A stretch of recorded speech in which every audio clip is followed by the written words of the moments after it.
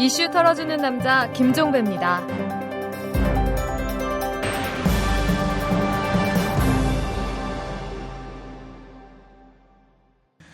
8월 1일 목요일입니다. 자, 이주연 기자, 벌써 8월입니다. 네. 그렇죠. 세월이 참 빨리 가죠. 그렇죠. 네. 이렇게 나이 한두 살 먹어가는 거에 대해서 어떻게 생각하세요? 네. 아직은 그런 생각할 나이는 아니지? 네. 뭐 이렇게 내 대답이 되게 톤이 커지네. 좀 더 먹어봐요. 하루하루가 남달라요. 이런 거 제가 노인 같네 갑자기. 나이 차이가 제가 선배가 많이 나나요? 뭐 정색으로 물어봐요. 나 얼마 안 먹었어요 나. 자 빨리 넘어갑시다. SNS 한 뉴스 시작합시다. 네. 네.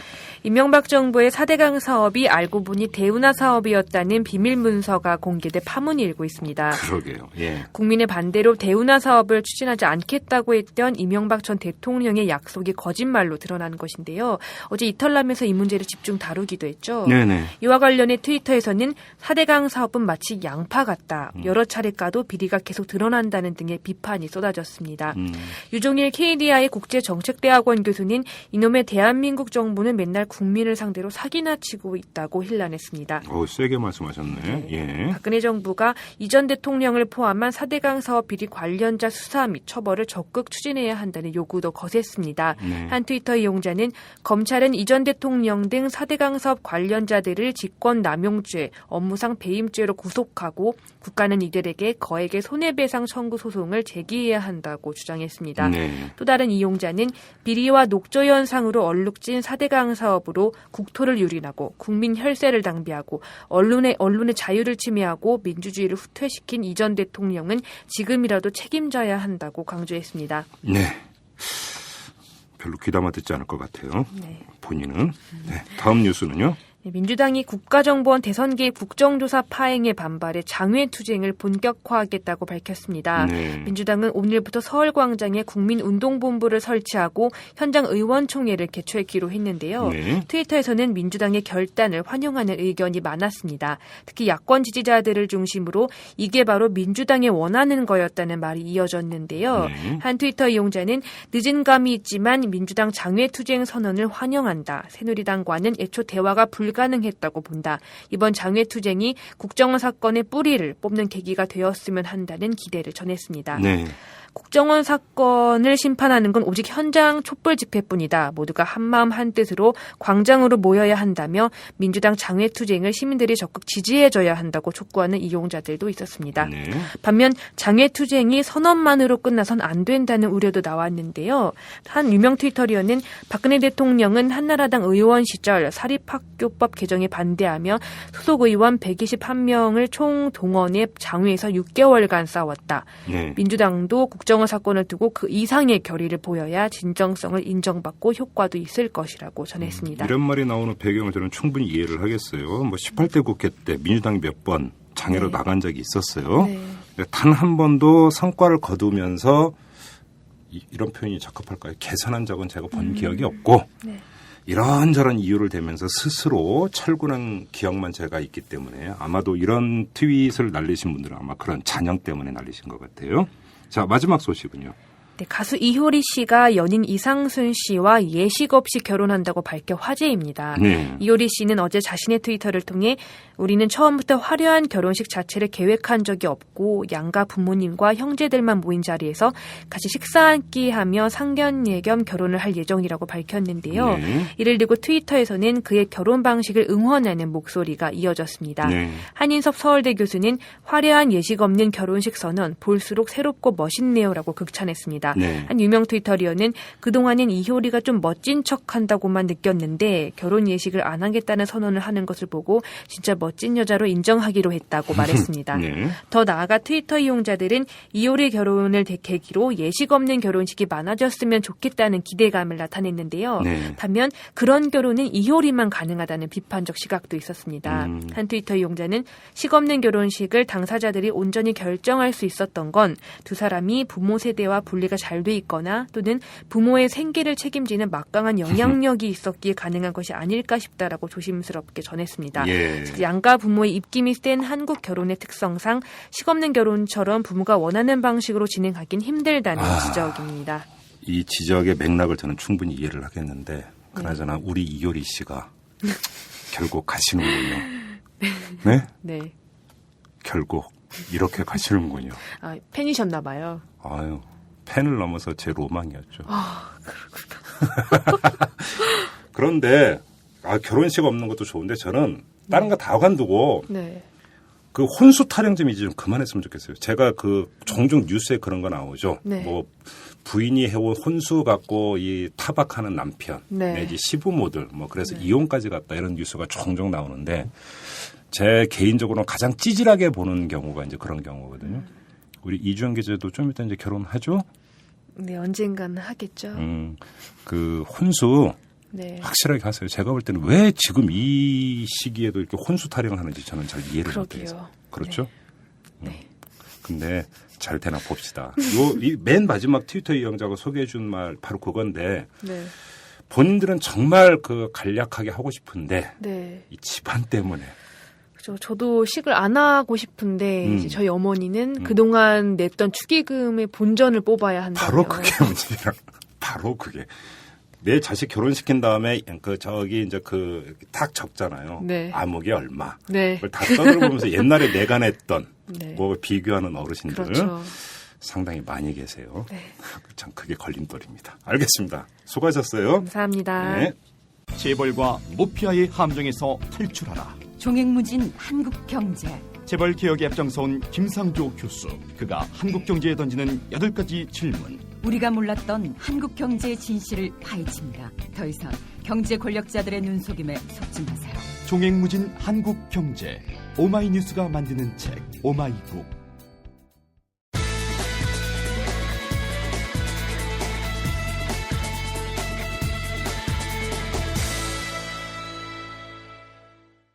민주당이 어제 장외투쟁을 선언을 했습니다. 이 국정조사 특위, 이 새누리당이 계속 강자로 나오면서 공전에 공전을 거듭하지 않았습니까? 결국은 이에 반발해서 민주당이 장외투쟁을 선언을 했는데요. 자, 오늘은 이 문제를 집중적으로 알아보도록 하겠습니다. 민주당의 전략홍보본부장을 맡고 있는 민병두 의원을 전화로 연결합니다. 여보세요? 예, 안녕하세요. 예, 안녕하세요. 지금 저희가 지금 의원님하고 전화 연결하고 있는 이 시간이 9시 30분인데 10시부터 예. 지금 의총이 있죠? 네, 지금 인근 식당 달개비에서 지금 최고위원회를 하고 있고요. 예. 10시부터 국민과 함께하는 의원총회를 서울 광장에서 열 계획입니다. 그러면 지금 의원님도 현장에 계시는 겁니까? 지금 최고위원회 예, 있습니다. 예, 알겠습니다. 자, 국정조사는 사실상 끝난 겁니까? 그렇지 않습니다. 아닙니까? 네. 어떤 점에서 아니라고 보시는 겁니까? 여야가 합의한 대로 네. 국정원 기관 보고 네. 5일날 예정대로 열려야 한다고 생각합니다. 예. 그것은 증인 참고인 예. 합의와는 별개로 합의가 된 것이고요. 네. 그리고 5일날 국정원 기관 보고 할 때 남재준 원장이 그동안의 정치 개입 행위에 대해서 분명한 사과가 있어야 한다고 생각합니다. 전제 조건은 아니지만 네. 대국민 사과가 인사말에 포함되어야 한다고 생각하고요. 네. 반드시 또 출석을 해야 한다고 생각합니다. 네. 만약에 이날도 기관 보고 거부한다고 한다면 예. 국정감사 및 조사법에 의해서 응당한 사법 조치를 받을 것이라고 생각합니다. 지금 이 국정조사 특위 여야 간사가 합의한 바에 따르면 청문회는 7일과 8일 이틀간 열리도록 되어 있었고 증인은 기관 보고도 국정감사 및 조사법에 따르면 증인입니다. 네네네. 그리고 아무튼 지금 저는 청문회를 여쭤보는 건데요. 그리고 네. 이제 청문회 증인으로 부르기 위해서는 7일 전에 이제 그거를 통보를 해야 되고 그래서 청문회가 사실상 무산됐다 이렇게 봤던 건데 청문회 무산 여부와는 상관없이 국정원 기관 보고는 반드시 들어야겠다 이런 말씀이시네요. 그리고 증인 참고인은 네. 애초에 국회에서 본회의에서 합의한 바는 8월 15일까지 아닙니까? 그렇죠. 8월 15일까지까지 시간이 있다고 생각하고요. 예. 원세훈, 김용판 이 두 사람은 협상의 대상이 아니라고 생각합니다. 네. 김무성, 권영세 등 사실은 지난 대선 때 네. 남북대화 회의록을 불법적으로 이용하고 유출한 사람들이 반드시 증언대에 나와야 한다고 생각합니다. 네. 어차피 지금 국정조사 측이 활동 시한은 15일까지니까 예. 만약에 합의만 가능하다면 청문회 일정을 뒤로 그러니까 늦춰서라도 갈 수 있다 이런 입장이시네요. 그러면. 그렇죠. 예. 그러면 지금 여야 간사가 지금 협상을 계속 하고 있는 상황입니까? 저쪽에서 오늘 원내대표를 포함한 여야 간사 회동을 제안한 상태입니다. 아 그렇습니까? 예. 그 협상에는 일단 응할 생각이시고요. 그렇죠. 예. 우선 그래서 그 협상에서는 당연히 지금까지 얘기해왔던 것처럼 애초에 원내대표 합의처럼 원세훈, 김용판 두 사람은 조금씩 나와야 되고 네. 또 반드시 출석할 것을 보장해야 되죠. 왜냐하면 원세훈, 김용판 두 사람은 지난 대선 때 그들의 지시에서 움직였던 사람들 아닙니까? 예. 따라서 지금도 여전히 그들이 지시한다면 나와서 증언을 할 것이고 네. 또 비밀 유지 의무를 갖다 풀어줘야 될 것이고 그러니까 성실하게 증언할 수 있도록 그들이 담보하고 보장을 해야 되는 것이죠. 네. 그럼 여기서 제가 새누리당 입장에서 한번 질문을 드려볼게요. 어제 권성동 네. 간사도 그런 이야기를 했는데 그 정당한 사유가 있다면 이 증인으로 출석하지 않을 수도 있습니다. 법에 따르면. 그런데 네. 그러니까 지금 민주당에서는 만약에 원세훈, 김용판 두 사람이 출석을 하지 않을 경우에 동행명령장을 발부하도록 그 여야가 합의를 보고 새누리당이 약속을 하라 이것 아니겠습니까? 그건 국회법에 돼 있습니다. 근데 이제 새누리당의 주장은 두 사람은 지금 재판에 회부돼 있는 사람이고 재판에 영향을 미칠 수 있다면 출석을 거부할 수 있고 이건 정당한 사유에 해당이 된다. 이런 논리잖아요. 새누리당은 그 두 사람을 네. 그 두 사람 보고 증인으로 출석하지 말라고 지금 지시를 하고 있는 겁니다. 그렇게 단정할 수 있는 겁니까? 아까도 말씀드리지 않았습니까? 지난 대선 때 그들의 지시에서 움직인 사람들 아닙니까? 네. 그렇다고 한다면 지금 그런 사인을 계속 주고 공개적으로 얘기를 하는 것은 네. 당신들이 나와서 심정의 변화가 생겨갖고 어떤 네. 진술을 할지 모르니 그런 불안함이 있는 거죠. 그들을 끝까지 보호하지 못했기 때문에 네. 지시는 해놓고 범죄를 지시해놓고 교사해놓고 지금 보호를 갖다가 하고 있지 못한 것에 대해서 그들 심경의 변화가 있어갖고 예. 지난 겨울에 했던 일을 갖다가 다 만에 하나라도 네. 그중에 하나라도 폭로하게 되면 그 후폭풍이 너무 크기 때문에 실제로는 지금 나오지 말라고 간접적으로 예. 교사를 하는 것이죠. 저런 협상 태도 자체가 두 사람에 대한 시그널이다. 나오지 말라라. 네. 알겠습니다. 그렇죠. 네. 어제 김한길 대표가 장애투쟁을 선언하면서 원내외 병행, 그다음에 원내 예. 협상도 계속 간다고 언급을 했습니다. 근데 그렇다면 예. 이 원내 협상이라고 하는 게 좀 전에 지금 의원님께서 말씀하셨던 국정조사와 관련한 그 협상이라든지 아니면 을 지키기 입법이라든지 이런 전반을 포괄하는 의미로 받아들이면 되는 겁니까? 네, 맞습니다. 민주주의와 민생 두 가지 축으로 가겠다고 했고요. 네. 그 기존의 지금도 변함이 없고요. 예. 그리고 이 지금 박해 베이스 캠프를 치는 거는 민주주의 회복을 위한 것이고요. 또 여기서 아울러 을 지키기, 을지로 활동도 계속 할 것입니다. 네. 예를 들어서 이건 좀 그림이지만 한번 이런 가정을 한번 해보죠. 새누리당이 장애투쟁의 김을 빼기 위해서 예. 임시국회를 소집해서 을 지키기 법안이라는 거 시급하니까 빨리 들어와서 상임위 차원에서부터 빨리 협의를 하자. 이러면 어떡할 겁니까 그러면? 두 가지 방향한다는 것이 우리의 기본 입장이죠. 네. 그래서 국회를 그들이 열겠다고 한다면 우리가 요구했던 것이니까 당연히 국회는 국회대로 열고요. 네. 또 밖에서는 우리 국정원 개혁과 남해 박사, 남재준 해임, 박근혜 사과라고 하는 요구를 향해서 점진적으로 압박의 수위를 높여가야 한다 하는 것이 이 부분 후자의 부분은 제 생각이지만 그렇게 말씀드릴 수 있겠습니다. 뭐 일종의 비유를 하자면 예. 주경 야독입니까? 그러니까 국회에서 이래서 국회 활동도 하고 밤에는 나와서 다시 장애 집회하고 이런 겁니까 그러면? 주경, 주독, 야경, 야경, 야독입니다. 예. 그렇습니까? 낮에도 일하고 밤에도 일하는 거죠. 예. 그래요. 알겠습니다. 예. 그러니까 지금 이 사건, 지금 상황이 이렇게 된 거에는 예.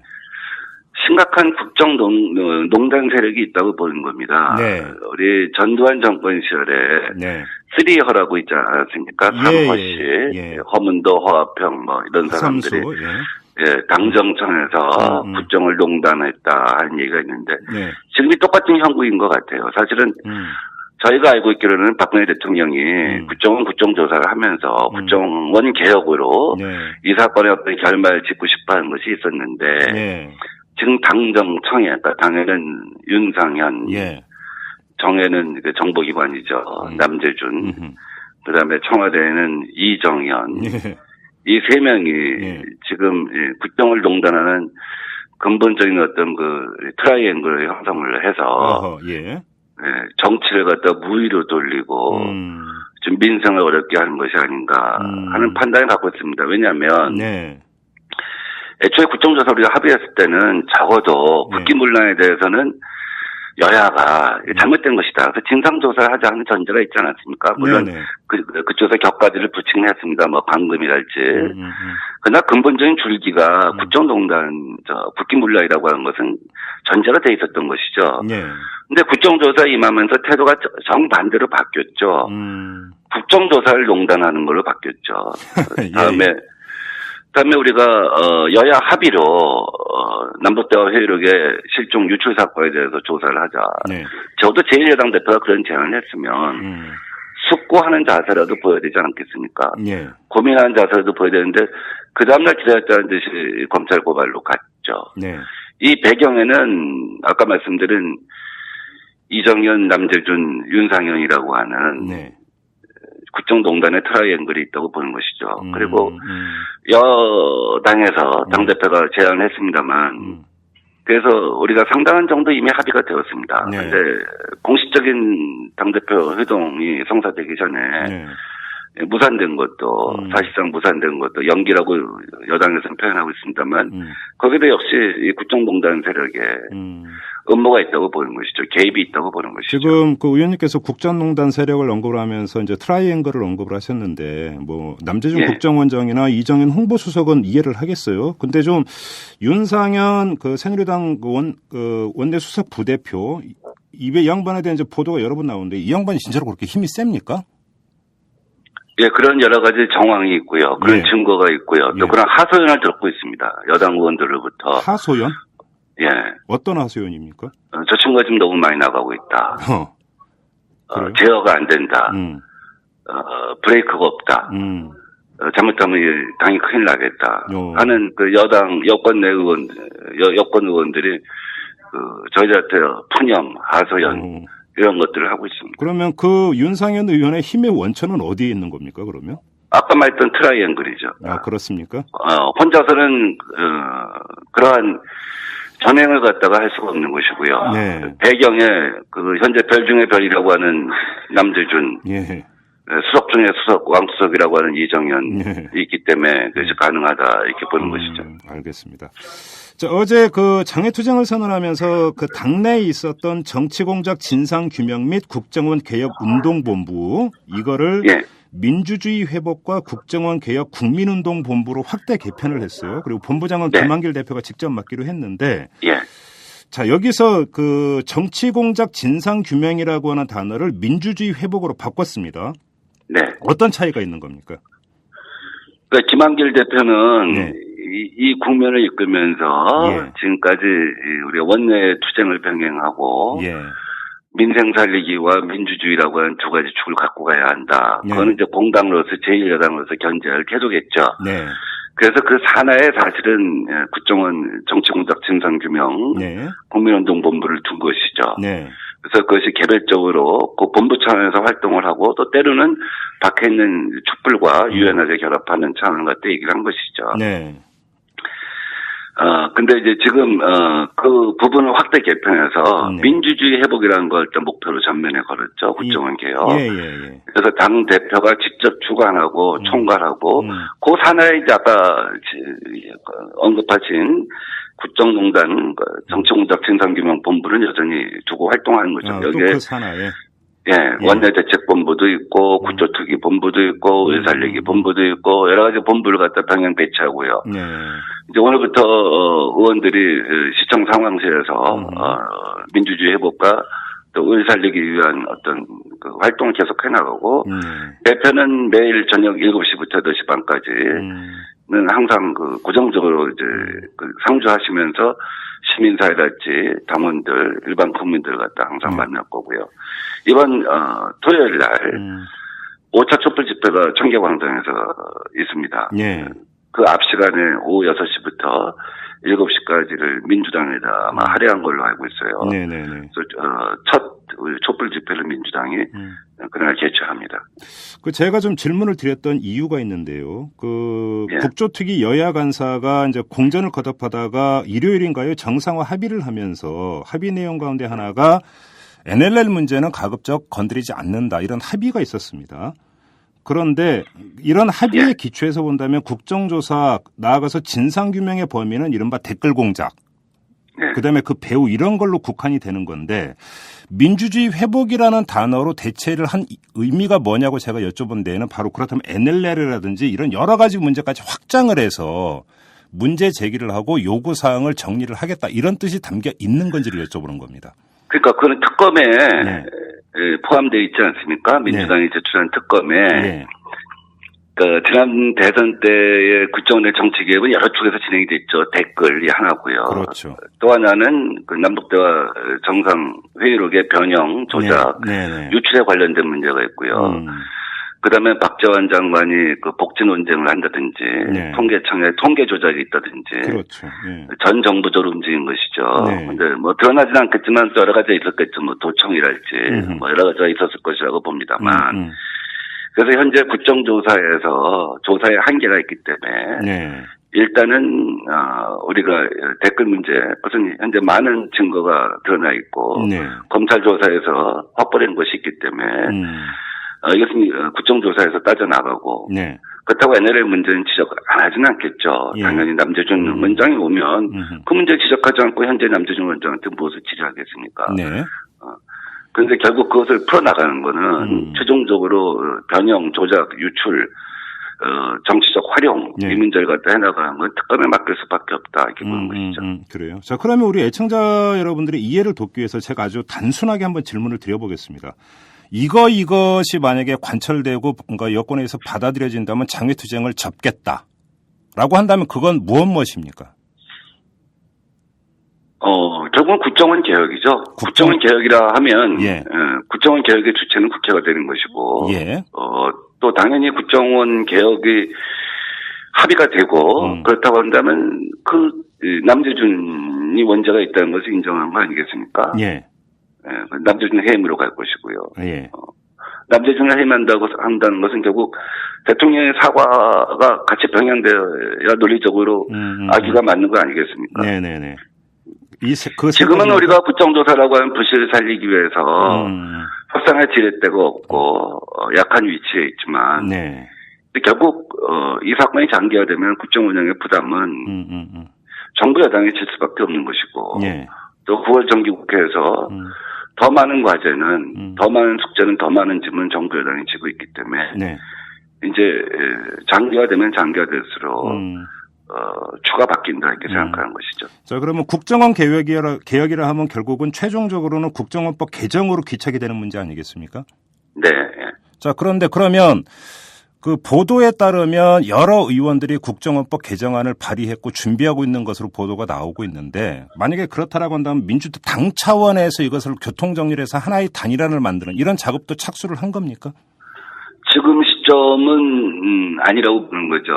단계적으로 가야 되겠죠. 우선 국정조사를 통해서 드러낼 수 있는 것은 다 드러내고 그다음에 뭐 학원 담당, 노동 담당, 종교 담당, 무슨 조정관 이런 것들이 과연 도대체 무슨 의미가 있는지 실태를 갖다가 피해 사례 이런 것들 수집을 해서 공개를 또 하고 또 그런 과정에서 그다음에 국정원 개혁으로 넘어가야지 지금 현 단계에서는 그냥 바로 국정원 개혁안을 갖고 하게 되면 자칫하면 그 남재준의 행태나 이런 거에 대해서 면죄부를 줄 수가 있기 때문에 선호가 필요하다고 생각합니다. 아, 이른바 예열 과정이 좀 있어야 되는 거군요. 뭐 하여간 그렇습니다. 예, 자, 그러면 그 맥락에서 제가 한번 이 질문을 드려보겠습니다. 지금 권영세 녹취 파일을 확보하고 있지 않습니까? 네. 근데 그거, 그러니까 일부 국민들은 지적을 하고 있습니다. 왜 이렇게 찔끔찔끔 까냐. 확 까라. 어떻게 생각하십니까? 저도 그렇게 생각합니다. 그럴 수 있다면 더 좋다고 생각하는데 자세한 내용은 제가 잘 모르겠습니다. 그렇습니까? 자, 제가 그런데 내용은 잘 모릅니다. 예. 알겠습니다. 근데 국정원 개혁은 지금 이미 박근혜 대통령은 이른바 셀프 개혁을 주문해버린 상태 아닙니까? 예, 대통령이 그 기업 셀프 개혁을 갖다 주문한 것 자체가 네. 지금 상황을 갖다 잘못 읽고 있는 것이죠. 지금 촛불이 25,000개 켜져 있는데 네. 중앙정보부를 만든 아버지의 추억을 저도해서 네. 회상하고 그런 것 자체가 좀 넌센스라고 생각을 합니다. 네. 지금 이 국민들의 정서, 분노 이것을 오독하는 거죠. 과거에 대한 회상으로 이 국면을 갖다 넘어갈 수 있다 네. 하는 오판을 하고 있는 것이고 그 오판에는 아까 말씀드린 국정농단의 트라이앵글이 있다고 보는 것이죠. 알겠습니다. 자, 이 점을 한번 여쭤보겠습니다. 18대 국회 때로 돌아가서 보면은 몇 번의 중요한 정치적 고비에서 민주당이 장애투쟁을 벌인 바가 있습니다. 뭐 대표적인 게 노무현 대통령 서거 이후겠죠. 예. 그런데 사실상 어떠한 성과도 얻지를 못한 상태에서 그냥 스스로 해산을 하고 회군을 한 적이 있었습니다. 결국은 오히려 그런 것이 민주당 보고 지지하는 국민들은 도대체 당신들 뭐 하는 사람들이냐 이런 지적이 많이 나왔습니다. 이번에는 용두사미가 안 될 거라고 자신하십니까? 네, 예. 그래서 지금 단계적으로 네. 여러 압박 수위를 갖다가 높이고 또 단계적인 어떤 전략을 갖다가 이미 고민을 여러 차례 했고요. 예. 지금 어제 단순히 의총에서 뭐 강경파에 떠밀려서 나온 것이 아니라 네. 김한길 대표가 사실은 지난 주말부터 고민을 했고 여러 가지 앞으로의 여러 가지 가상 시나리오를 갖다가 충분히 고민을 했고요. 어저께도 의총에서 강경파 온건파 싸울 때 네. 거기서 조용히 결말을 갖다 개인적인 결단으로 고독한 결단을 짓고 기자회견하고 시청의 본부를 갖다 차린다는 구상까지 이미 내부적으로는 준비가 되어 있었던 겁니다. 그래서 앞으로도 예. 앞으로 어떤 여러 가지 단계에 대해서도 내부적으로는 구상과 준비되어 있습니다. 근데 이제 천막본부를 설치를 했는데 나오는 의원만 나오는 거 아닙니까? 앞으로? 그러지는 않을 거라고 봅니다. 아, 정말요? 그러지는 않을 거라고 보고요. 예. 대개 물론 어제 의총에 뭐 80여 분이 참석을 하셨습니다. 네. 아마 오늘 원내대표가 모든 의원들 비상대기령을 내릴 거고요. 네네.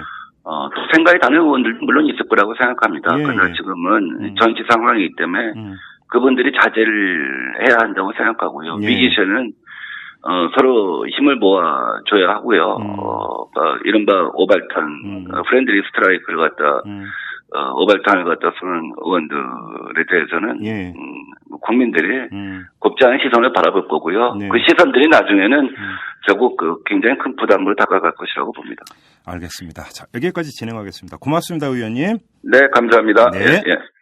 이슈 털어주는 남자 김종배입니다. 냉철한 분석, 깊이 있는 통찰로 우리 사회 현안을 털어드립니다.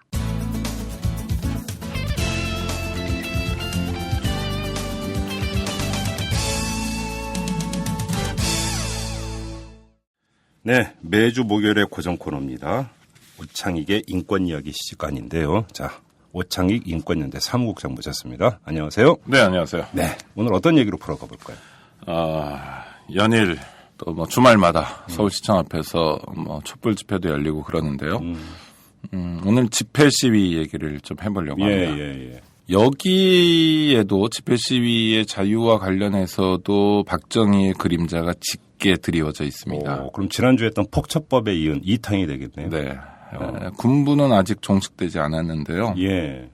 5.16 군사 구태타를 일으켜서 정권을 잡았죠. 예. 명분이 없습니다. 뭐 경제개발, 뭐 장면 정부가 안 한다고 했던 것도 아니고 경제개발 5개년 계획은 장면 정부가 했던 걸 그대로 베낀 거고요. 그렇죠. 그러니까 이제 뭔가 국민들에게 선심을 사야 되는데 살 게 없어요. 그때 이제 쿠데타의 명분으로 조작했던 것 중에 하나가 데모 사태였습니다. 장면 정권은 뭐 데모로 시작해서 데모로 망했다. 뭐 이런 말들을 퍼뜨리고요. 심지어 얼마나 데모가 많았냐면 초등학생들도 데모를 했다. 또 데모하지 말라는 데모가 있었다. 라는 얘기까지. 근데 진짜로 초등학생 데모가 있었어요? 아니, 제가 잘 모르겠는데요. 하여튼 그게 데모가 있는 게 정말 나쁜 사회냐. 데모 반대 데모는 지금도 있잖아요. 지금도 하시죠. 네, 많이 있는데. 서울시청에 국정원 관련해서 국정농단에 대해서 이제 집회를 하면 왜 그분들이 어버이신지는 모르겠는데 그런 분들이 나오셔서 또 반대 집회도 하고 굉장히 과격하게 하시죠. 그분들은. 경찰이 관리하지 않으면 안 될 만큼. 이 현상을 박정희 씨가 봤다면 뭐라고 얘기했을까 그러면? 그래서 내가 필요하다. 내가 구국의 결단을 내렸다. 이런 논리로 이어지는 겁니다. 아무튼. 자, 일단 집회 시위가 뭔지를 봐야 되는데요. 언론 말씀드릴 때 언론은 기본적으로 부자들 유력자의 표현의 자유다라고 말씀드렸습니다. 물론 SNS 등을 통하고 또 인터넷을 통해서 많은 시민들이 언론 생산자이자 유통자로 역할을 하기도 하는데 그 역할은 제한된 역할이고요. SNS를 통해서 우리가 많은 이야기를 하지만 사실 언론이 생산한 걸 옮겨주는 역할도 또 많습니다. 맞아요. 여전히 언론이 주요한 담론을 가지고 있는 거고요. 그리고 그 언론이 정말 국민들의 언론으로서 자기 역할을 하면 좋지만 기껏해야 언론의 자유를 만끽한다는 게 사주의 영업의 자유를 만끽하거나 뭐 사주의 이익이나 또 장악돼 있는 방송 같은 경우엔 공기업인데도 불구하고 뭐 정권의 이익만을 위해서 활동하는 언론들이 엄청 많죠. 왜곡의 자유도 많죠. 네, 이럴 때 이제 일반 시민들 입장에서는 자기가 딱한 일을 당했거나 어떤 국정원 사태 또는 대선 개입 사태에서처럼 정말 내가 소중히 여기는 공적인 이익, 공적인 가치를 실현하고자 한다면 방법이 별로 없습니다. 이때 유일하게 시민들이 할 수 있는 방법이 집회 시위밖에 없어요. 그렇죠.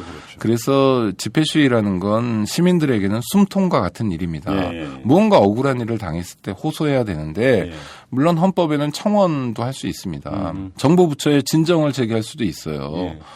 그렇지만 뭐 그런 것들이 그렇게 늘 실효성이 있는 건 아니고요. 그걸 다 받아들이면 집회 시위가 있겠어요. 그렇죠. 그리고 뭐 자기를 해코지한 사람을 형사상으로 고소할 수도 있고 또 공익을 해친 사람을 고발할 수도 있고 민사재판을 걸 수도 있는데 이런 일들이 그렇게 딱히 실효성이 있는 것도 아니고 또 시간과 비용이 너무 많이 걸리는 경우도 있고 시간과 비용을 많이 들였는데 꼭 좋은 결과를 얻는다는 보장도 없고 하여튼 그래서 집회 시위가 굉장히 중요합니다. 또 하나 우리 헌법 질서에서 집회 시위가 얼마나 중요하냐 하면 주로 정부에서 일하시는 분들이 그런 얘기 많이 하는데 집회 시위가 많이 진행되면 뭐 헌정 질서를 위협한다 이딴 얘기들을 합니다. 이게 말도 안 되는데 우리의 헌정 질서라는 게 한마디로 말씀드리면 데모에서 온 거예요.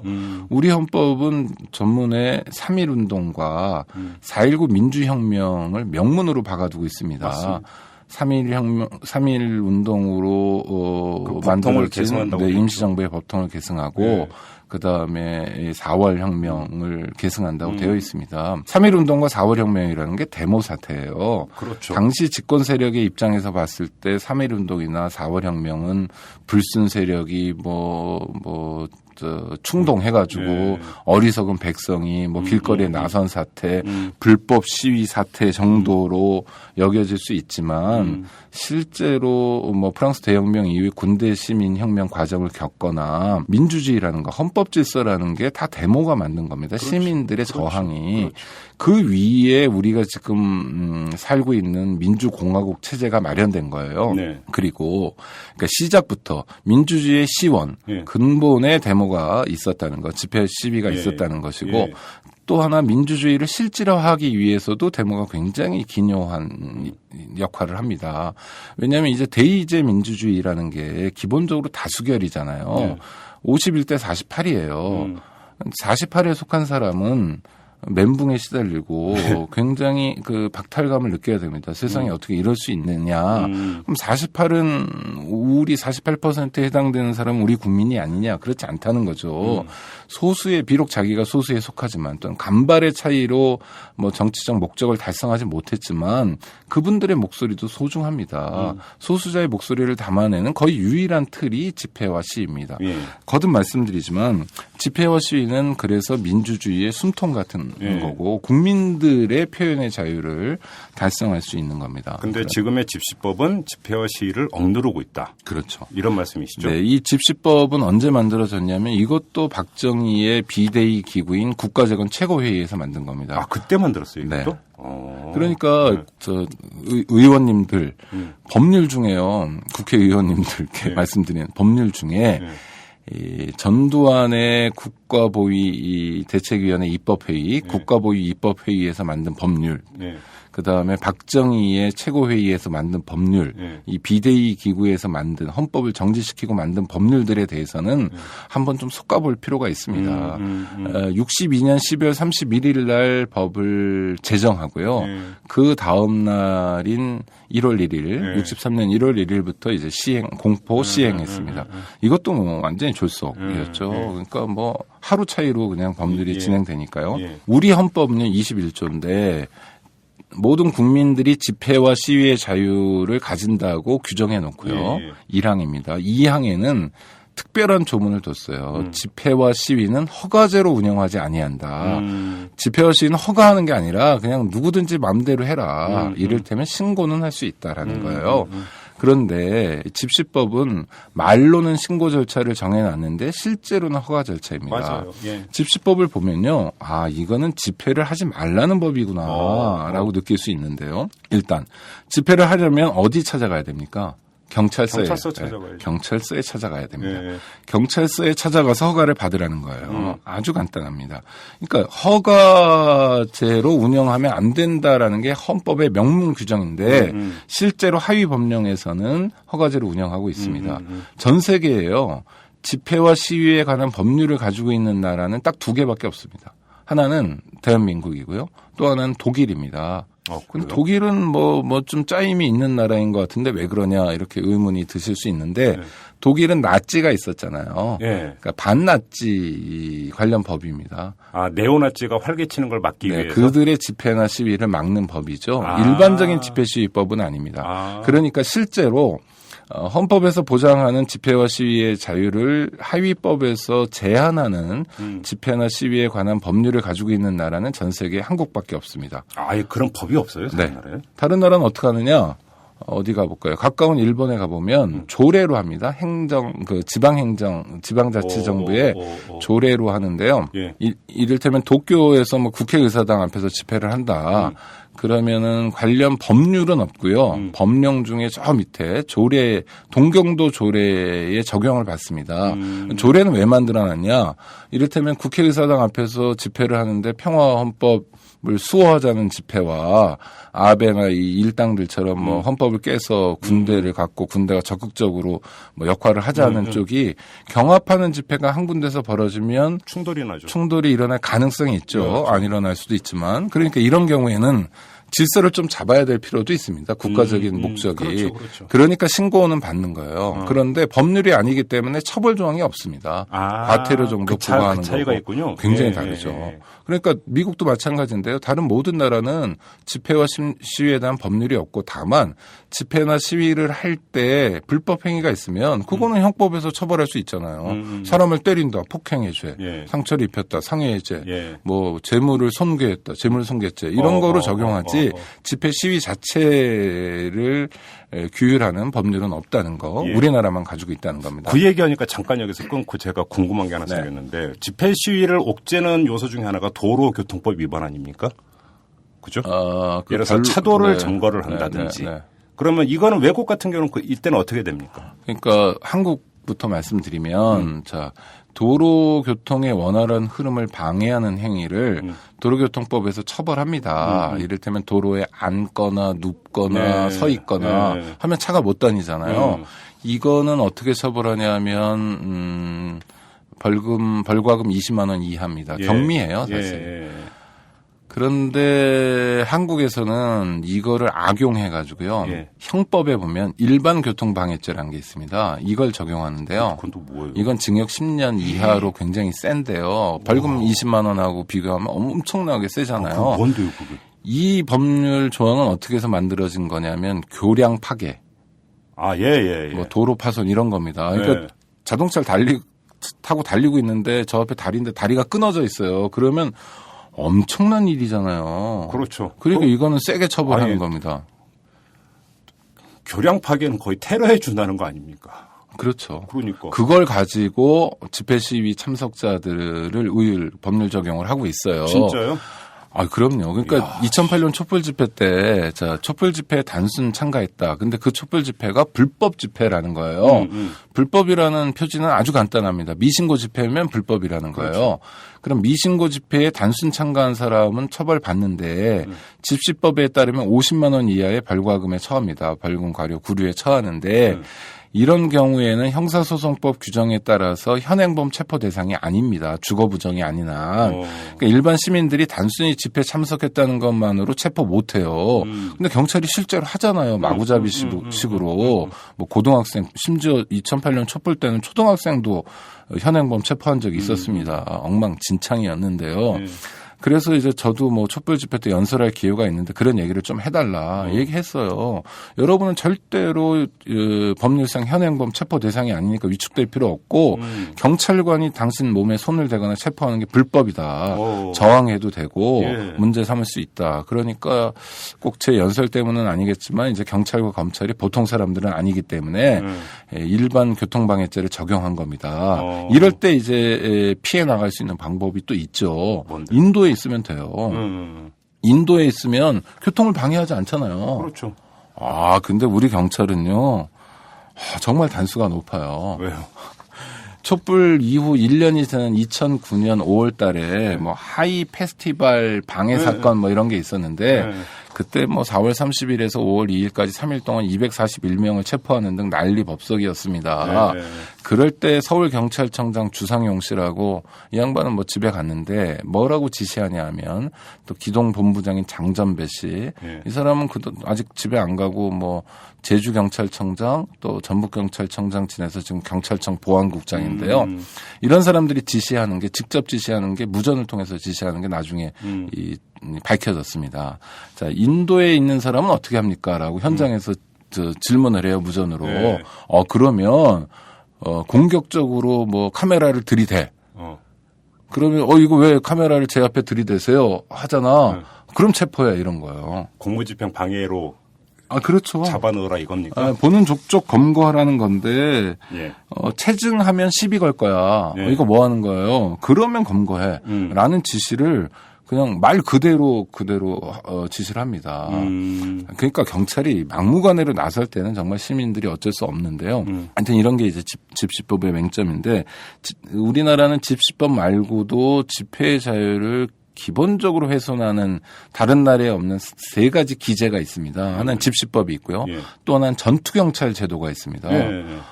경찰은 전투하는 조직이 아니에요. 전투는 군이에요.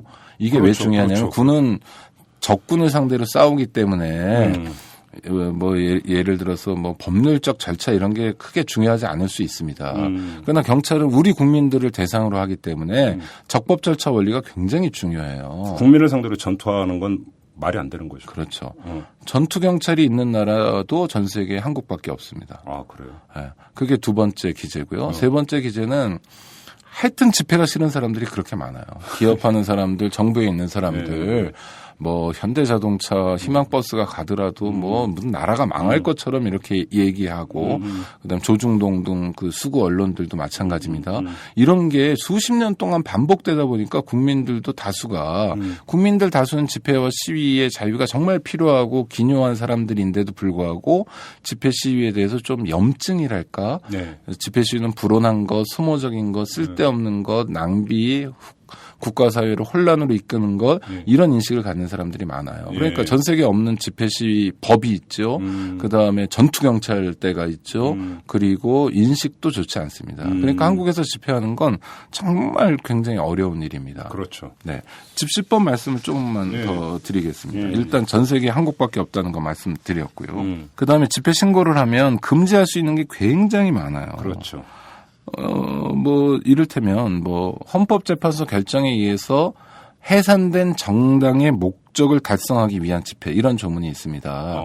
이게 뭐냐면 우리는 뭐 헌법재판소에 의해서 정당이 해산되는 경우가 거의 없는데 정당을 해산시키는 게 올바르냐라는 것도 좀 논쟁거리이지만 어떤 정당이 있단 말이에요. 뭐 조선노동당이라고 하자고요. 조선노동당이 해산이 됐어요. 그런데 그 조선노동당이 7월 27일이 정전 기념일 아닙니까? 정전 협정을 평화 협정으로 바꿔야 되고 또 그래서 한반도에 평화가 정착돼야 되고 통일이 돼야 된다.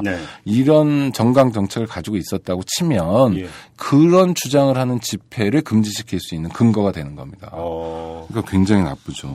그다음에 집단적인 폭행, 협박, 손괴, 부시거나 이런 거요. 방화 등으로 다 나쁜 행위입니다. 공공의 안녕 질서에 직접적인 위험을 끼칠 것이 명백한 집회나 시위도 금지합니다. 그런데 이게 이제 미국 연방대법원이 이야기하는 명백하고도 현존한 위험이란 걸 빌려온 거예요. 그런데 위험은 안 되죠. 그런데 위험은 기본적으로 지금의 일이 아니라 미래의 일입니다. 그렇죠. 그러니까 폭행을 행사할 우려가 있다. 명백하지 않은지는 경찰서장이 판단하는 거거든요. 그렇죠. 실무적으로는 경찰서 정보과장이 판단하는 거예요. 실제로 그런 위험이 있고 그런 위험이 높은 게 아니라 예를 들면 어떤 단체가 있는데 어떤 시민단체가 사회단체가 3년 전에 집회를 주최했는데 그 집회에서 폭력이 있었다. 그럼 그 단체는 3년 후에도 폭력을 행사할 명백한 위험이 있다. 이런 식으로 보는 거예요. 그렇죠. 그 집회가 50개 단체가 공동 주최한 집회였고 그 단체의 구성원들은 사실은 그 집회에 나가지도 않았지만 그거 상관없습니다. 그러니까 이제 그 위험이란 미래의 예측 불가능한 일을 표지로 삼아가지고 집회의 자유를 제한하는 일들이 있는 거고요. 위험은 지금 일어난 일이 아니기 때문에 앞으로 일어날지 모른다. 저 사람들은 폭력을 휘두를지 모른다. 또는 협박을 할지 모른다. 뭐 방화를 할지 모른다. 그건 누구나 다 모르는 거죠. 이거는 전에도 비슷한 예를 말씀드렸지만 은행에 가는 사람은 은행 강도가 될지 모른다. 위험이 있다라고 하는 것과 비슷한 태도입니다. 또 하나. 집회 신고는 48시간 이전에 경찰서장에게 해야 됩니다. 이때도 이제 여러 가지로 금지 사유를 두고 있는데요. 이를테면 첫 번째, 장소에 따른 금지 사유가 많습니다.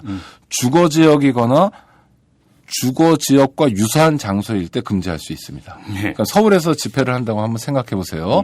다 주거 지역입니다. 또는 다 주거 지역과 유사한 지역입니다. 주거 지역과 유사한 세종로 정부종합청사가 있잖아요. 그 뒤에 오피스텔 대단지가 있잖아요. 그렇죠. 거기는 그러면 거기는 어떻게 됩니까? 주거 지역이 됩니까? 거기는 못할 이유가 20가지쯤 됩니다. 대사관도 많고 뭐 그래서 그러니까 주거 지역과 유사한 지역은 어디나 다 있거든요. 이를테면 근데 주거 지역과 유사한 지역은 뭐예요? 그러니까 상가 지역인데 전형적인 상업 지역인데 몇 사람이 살고 있으면 주거 지역과 유사한 지역이에요.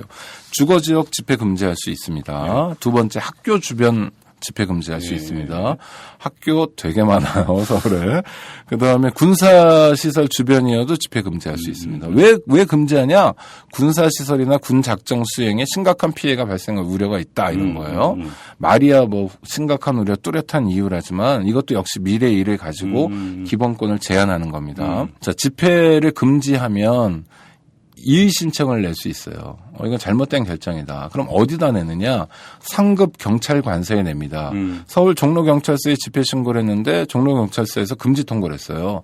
그럼 서울경찰청장에 냅니다. 경찰청에 이의 신청을 내는데 이게 아무 쓸데없는 똑같은 작용이에요. 그렇죠. 왜냐하면 보통 집회 금지 통보를 할 때 종로경찰서장이 단독으로 결정하는 게 아니라 서울경찰청장의 재가를 받아서 합니다. 그러니까 뭐 하나만한 거예요.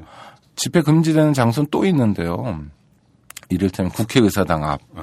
각급 법원, 네. 헌법재판소 앞에서 안 되고요. 네. 이게 앞에서 안 되는 정도가 아니라 경계 지점 담 끝에서 100m까지 못합니다. 이게 100m 규정이에요. 네. 대통령 광저, 청와대 안 되죠. 국회의장 공간, 대법원장 공간, 헌법재판소장 공간 안 되고요. 국무총리 공간도 안 되고 또 외교기관, 외교사절의 숙소 뭐 이런 것도 안 됩니다. 그러면 네. 그렇게 데모를 해야 될 곳은 다 안 된다는 거예요. 되는 곳만 얘기하세요. 그게 더 빠를 것 같아요. 할 수 있는 곳. 보세요. 또 주요 도로에서 안 됩니다. 주요 도로. 주요 도로라는 게 주요 도로가 서울 시내에 16개가 있어요. 네. 근데 주요 도로를 어떻게 잡아놓고 있냐면 굉장히 광범위하게 잡아놓습니다. 1번 주요 도로는 세종로, 태평로, 한강로를 지나는데요. 이게 어디서부터 시작되냐면 자하문 있죠. 종로 구암동에. 자하문에서 시작해서 효자문, 광화문, 남대문, 서울역, 삼각지, 한강대교 지나서 한강대교 남단까지 1번 도로예요. 1번 도로는 그래도 양반이에요. 2번 도로는 경인로, 마포로, 종로, 왕산로, 망우로인데 이게 뭐냐면 구로 있지 않습니까? 구로구 오류동 서울 끝에. 그래서 바로 부천 직전에서 시작해서 영등포역, 여의도, 광화문 내거리, 종로, 청량리, 상봉동, 망우동 지나서 서울 끝. 그러니까 서울 지역의 남서 지역에서 북동 지역을 사선으로 그냥 쫙 한 이어버리고. 번에 쭉. 네. 거기에선 그 주요 도로기 때문에 집회 금지할 수 있습니다. 네. 그러면 지금 뭐 김 선생님 말씀하신 것처럼 도대체 집회가 가능한 곳이 어디냐? 네. 서울의 경우에 없습니다.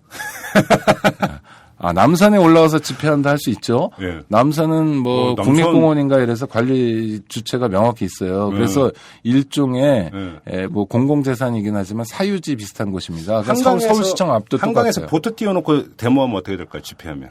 그 그거는 생각은 안 가능하겠네. 했는데 그거는. 그렇게까지 많은 비용을 들여가면서 집회를 아니, 해야 할 곳이 하나. 없다니까 드리는 말씀이야, 지금. 그렇죠. 그러니까 집시본 집회하지 말라는 거예요. 유람선 위에서 하면 되겠다. 네, 집회하지 말라는 거예요. 확성기 제한도 합니다, 소음. 네, 그렇죠. 소음 제한이 뭐 80데시벨 뭐 이런 게 기준인데요. 데시벨은 우리 뭐 생활하고 밀접하지는 않으니까 잘 모르는데 80데시벨이라는 게 어느 정도냐면 광화문 내거리에서 평일 낮에 데시벨 측정을 하면 90데시벨이 나옵니다. 아무런 집회가 없는 상황에서 차량 소음만으로도. 그렇죠. 그럼 도대체 그냥 정적 속에서 조용히 침묵 시위하라는 거예요. 들릴랑 말랑 하라는 거예요. 네. 위험한 물건을 휴대해도 안 돼요. 위험한 물건이 무슨 정말 무기로 쓰일 수 있는 그런 게 아니어도 위험한 물건의 범위가 넓습니다. 뭐 가스통은 많이 동장하던데. 그러니까 그건 그분들만의 집회고요. 그분들에 대해서는 굉장히 관용적이죠. 장소를 벗어나도 안 되고 신고한 목적에서 벗어나서도 안 돼요. 신고한 목적에서 벗어나서 안 된다는 건 뭐냐면 예를 들어서 국정원 집회를 한다. 그러면 이제 집회 금지 통고를 하고 허가를 안 해주겠지만 만약 합법 집회로 한다 하면 국정원 얘기만 해야 되지 갑자기 박근혜 대통령 얘기를 한다거나 이러면 신고한 목적에서 벗어난 집회입니다. 이게 다 불법이에요. 예. 그다음에 집회나 시위하시는 분들이 궁금해하는 것 중에 하나가 경찰관이 집회 현장에 오는 거 이런 건 어떻게 해야 되느냐 이렇게 보는데 불법입니다. 집시법 19조 규정에 있는데 경찰관이 집회 현장에 들어올 수 있는 조항이 하나 있어요. 이건 어떤 경우에 들어오냐면 경찰관의 직무 수행을 위해서 긴급한 경우에 할 수 있는데 그때만 할 수 있어요. 물론 뭐 자기들은 다 긴급하다고 하겠지만 그렇더라도 집회 주최자에게 미리 알려야 돼요.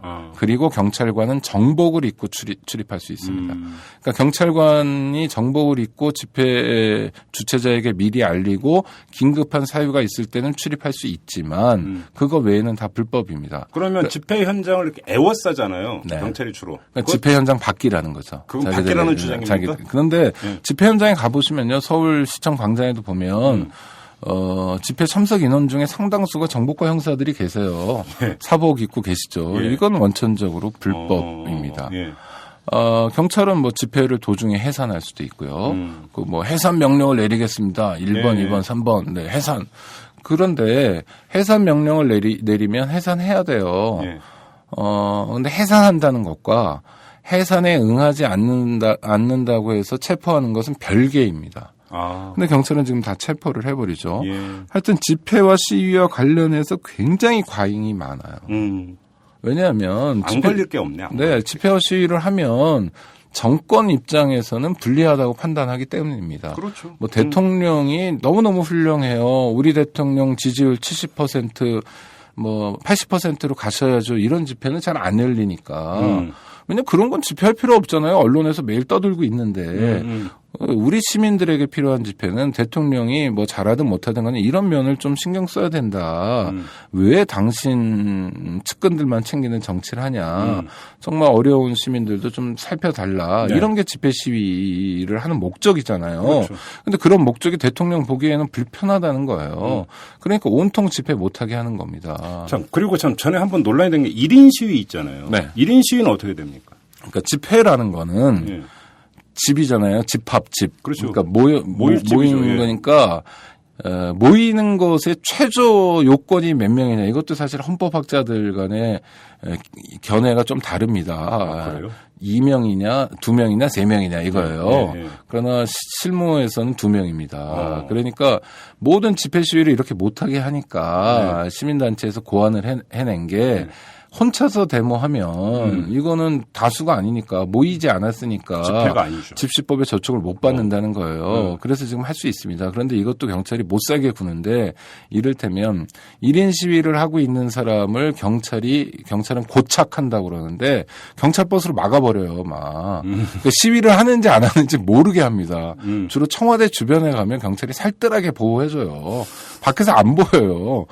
예. 그러니까 이건 실제로 자기 권리, 표현의 자유를 침해하는 경우고요. 또 1인 시위도 뭐 이를테면 한 사람이 서 있고 저쪽에 한 사람이 멀찌감치 서 있으면 멀찌감치 서 있긴 하지만 두 사람이 서 있으니까 집시법 위반이다 이렇게 적용하는 경우도 있고요. 예.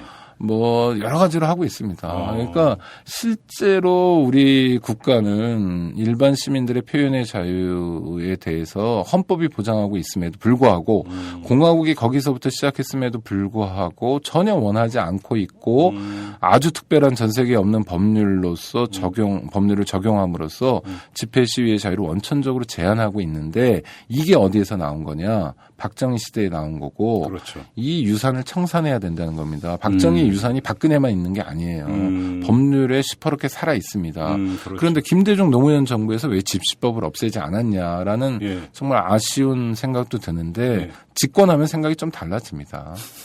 그건 뭐 망고불변의 진리 같아요. 네. 내가 대통령이 됐는데 왜 데모하세요란 말이 뭐 절로 나오고요. 전직 대통령 중에 그런 말씀하신 분들도 있고 그건 대통령 생각이고 네. 문제는 시민들 생각이 중요하니까 시민들 입장에서는 집회를 자유롭게 해야 됩니다. 외국에 같은 경우에 하는 거 보면요. 집회에 대한 법률이 없는 정도가 아니라 뭐 신고 절차도 없는 나라가 많아요. 그러니까 마음대로 합니다. 마음대로 런던에 하고 현행 법률은 어기지 않는 범위 내에서. 아니 그건 자기들 마음이고요. 런던의 트라팔가 광장에서 뭐 수만 명, 수십만 명 집회가 열리기도 하는데 그럴 때 가보면 경찰관들이요 그냥 자기 일하는 사람 2-3명 정도밖에 없어요. 경찰 병력을 우리나라처럼 뭐 무슨 로봇 같은 뭐 옷 입고요 이렇게 뭐 로보캅 같은 거 입고 이렇게 배치되는 경우 전혀 없고요. 경찰의 비즈니스가 아니라는 겁니다. 그러니까 프랑스 같은 경우에 야간 집회 경우에만 신고하게 하고요.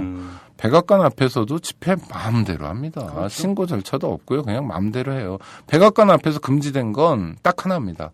서서 집회하지 못합니다. 예.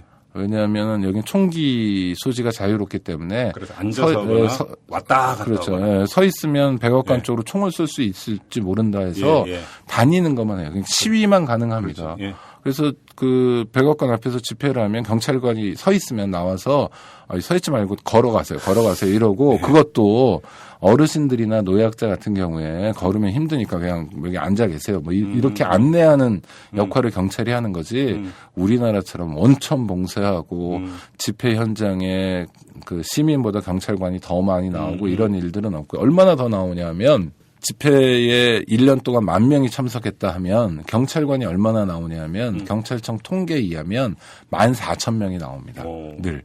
그러니까 언제나 집회 현장에는 집회 참석 인원보다 경찰관이 많아요. 서울시청 앞 광장에 10,000명이 모였다. 이 10,000명도 뭐 주최 측 추산이냐, 경찰 추산이냐, 언론 추산이냐 다르지만 진짜 왜 그렇게 달라요, 추산이 결과가? 그러니까 집회 측은 좀 많이 모이는 게 좋으니까 약간 아니 그래도 연인원으로 잡는 경향이 있어요. 추산의 그 방법이 있을 거 아닙니까? 한 평당 뭐 몇 명 이런. 경찰은 그렇게 추산합니다. 그렇지만 약간 좀 빼는 경향이 있고요. 예. 왜냐하면 대통령을 반대하는 집회에 실제로 10,000명이 나왔다 하더라도 경찰 입장에서는 늘 대통령을 쳐다보고 있고 의식하기 마련이니까. 그러면 주최 측 추산과 경찰 추산을 합한 다음에 2분의 1을 하면 대충 맞을까? 대충 맞기도 하고요. 그다음 집회 많이 참석해 보시면 이렇게 보면 몇 명인지 보입니다. 그리고 연인원이라는 게 또 있는데 집회는 자유로운 공간이기 때문에 집회를 뭐 오후 2시부터 오후 4시까지 2시간 동안 연다. 그럼 그렇죠. 집회 참석자들이 2시간 동안 딱 가만히 서서 뻗치게 하고 앉아 있는 게 아니라 그렇죠. 들락날락도 그렇죠. 하고 그렇죠. 늦게 오기도 하고 일찍 가기도 해요. 그래서 집회 주최 측은 좀 연인원으로 계산하는 경향이 있습니다. 하여튼 그건 뭐 틀리지 않아요. 왜냐하면 그 집회에 참석한 사람들이 10,000명쯤 되는 건 맞으니까. 근데 뭐 2시 현재 몇 명 있었냐 하면 5,000명이나 6,000명으로 떨어질 수 있는 거죠. 하여튼 집회 인원이 10,000명이 모였다. 서울시청 앞 광장에 모였다. 그러면 평균적으로 시청 주변에 14,000명의 경찰 인력, 경력이라고 부르는데 이 사람들이 있다고 생각하시면 틀림없습니다. 네. 인력도 과잉 투입하고 법률로도 못하게 하고 그러면 도대체 뭔가 할 말이 있는 시민들은 어떻게 하라는 건가. 이게 뭐 폭동을 일으키라는 건가. 집회 시위를 하는 게 안정적으로 국정 운영을 하기 위해서 굉장히 필요한 필수적 요소라는 걸 정치 지도자들이 좀 깨달았으면 좋겠어요. 이게 낭비가 아니라 자기가 지금 대통령을 하고 있는 것도 대통령의 임기가 정해져 가지고 몇 년 동안 안정적으로 국정 운영을 할 수 있는 것도 따지고 보면 시민들이 집회 시위를 해줬기 때문에 그렇죠. 예전엔 집회 시위의 자유도 없는 상황에서 정말 유혈 희생을 겪으면서도 집회를 해줬기 때문에 지금 제6공화국 헌법도 있는 거 아닙니까?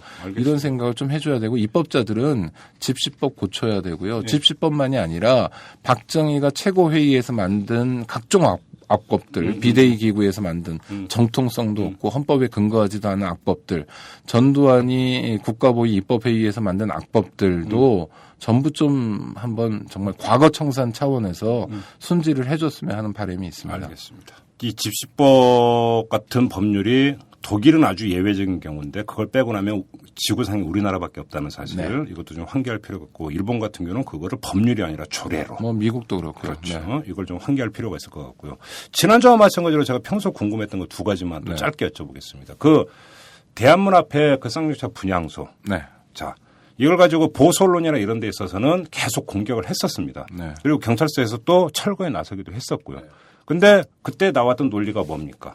이른바 기본권 대 기본권의 충돌 비슷한 식으로 묘사를 해버렸어요. 네네. 보수 언론 같은 경우가. 네. 이런 논법은 어떻게 보십니까? 집회 시위를 하면 어차피 불편이 있는 거예요. 네. 집회 시위라는 건 도로교통의 지장을 염두에 둔 겁니다. 그렇죠. 그때 이제 국가의 역할이 필요한 거예요. 자, 광화문에서 집회를 하면 차가 막힐 수 있잖아요. 뭐 서울은 늘 막히지만 유독 집회 때문에 막히는 거면 싫다는 건데. 근데 막히지만 그러면 교통 경찰을 동원해서 우회로를 확보하고 좀 덜 막힐 수 있도록 사전에 안내하고 이런 역할을 국가가 하는 거지. 집회 자체를 못하게 하는 게 국가가 하는 게 아닙니다. 알겠습니다. 자, 정말 집회도 못하는 나라를 원하죠. 보수 언론은. 그런데 그런 나라는 숨통이 막힌 나라이기 때문에 그게 나중에 더 큰 화를 부르죠. 한꺼번에 빵 터지거나 아니면 정말 나라 망할 수 있습니다. 그렇죠. 나라 망하기를 원하지 않는다면 그들도 그들의 기득권을 누리고 싶다면 내키지는 않겠지만 집회 자유를 보장해야 합니다. 그리고 또 하나 일각에서 그런 얘기는 바로 그런 논란 이런 게 나오니까 차라리 집회 전용 공간을 열자. 네. 그래서 어떤 특정 지역의 이 특정 지점을 집회 공간으로 아예 지정을 하고 여기서는 마음대로 집회할 수 있게 하고 하지만 다른 데는 막자. 이런 주장이 나온 적이 있었거든요. 집회 자유를 제한하는 거죠. 그것도 제한이죠. 이를테면 뭐 갑을 관계 때문에 CJ나 남양유업 앞에서 집회를 해야지. 그걸 아무 상관없는 한강 뭐 탄천 같은 데 가서 할 수는 없잖아요. 그렇죠. 위력이 없잖아요. 집회는 위력을 가시하는 거예요. 을들이 모여서 이렇게 하면 정말 안 된다고 호소하는 거예요. 그럼 어디 가서 호소해야 됩니까? 당사자를 찾아가야죠. 그렇죠. 집회는 국회 앞에서 해야 돼요. 청와대 앞에서 해야 되고 정부 종합청사 앞이나 뭐 또 어떤 기업 앞에서 해야 돼요. 근데 이런 데 못하게 했고 특히 삼성 같은 경우에는 그래서 꼼수를 쓴 게 자기네 건물에 외국 대사관을 유치해버렸잖아요. 대사관 100m 규정을 피해가려고. 에이구, 참. 이래서는 안 된다는 겁니다. 네, 집회 전용 공간은 일면 근사해 보이지만 사실상 집회의 자유를 봉쇄하기 위한 꼼수에 불과합니다. 알겠습니다. 자, 인권 이야기 여기서 마무리하겠습니다. 고맙습니다. 네, 고맙습니다. 여러분은 지금 10만인 클럽 회원 김창욱이 후원하는 김종배의 이슈 털어주는 남자를 듣고 계십니다.